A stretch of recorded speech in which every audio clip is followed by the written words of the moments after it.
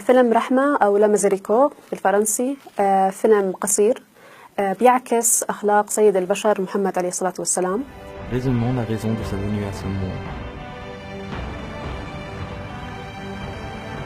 الفيلم بيحكي ببساطة عن رحلة خطاط، الرحلة الفكرية للخطاط، حط لنفسه تحدي بأن يرسم الصورة الصحيحة للرسول من خلال مواقف ومن خلال ناس قابلهم في حياته بمخطوطة فنية تمثل جمالية الخط العربي. بتركز هذه اللوحة الفنية على الآية الكريمة وما أرسلناك إلى رحمة للعالمين، وهون كل الفيلم بيدور حول رحمة. تم إنتاج الفيلم بلغة فرنسية والرواية فرنسية لأنه موجه للجمهور الفرنسي ضمن مشاركته في مهرجان مختار للأفلام في فرنسا.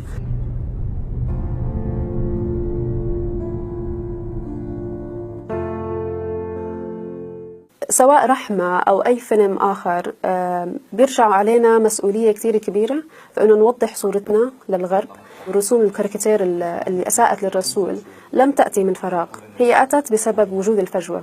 نحن مقصرين من ناحية صناعة الأفلام، فبالتالي دورنا كصناع أفلام والأهم كصحافة وكإعلام أن نخلق صناعة الأفلام وأن نورجي صورتنا الصحيحة. Je fus stupéfait par le conducteur de voiture ce jour-là.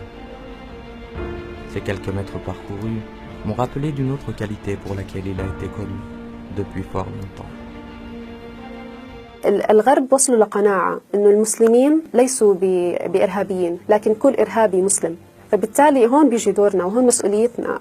حاولنا من خلال فيلم رحمة لا ميزيريكو أن نجسد جمال خلق الرسول وجمال أخلاقه في رحمته. الرسول عليه الصلاة والسلام عندما أوذي هو وأصحابه قيل له يا رسول الله ادعو على المشركين، فماذا قال؟ لا، لم أبعث لعانا، إنما بعثت رحمة للعالمين. وهنا تكمن رسالتنا في فيلم رحمة.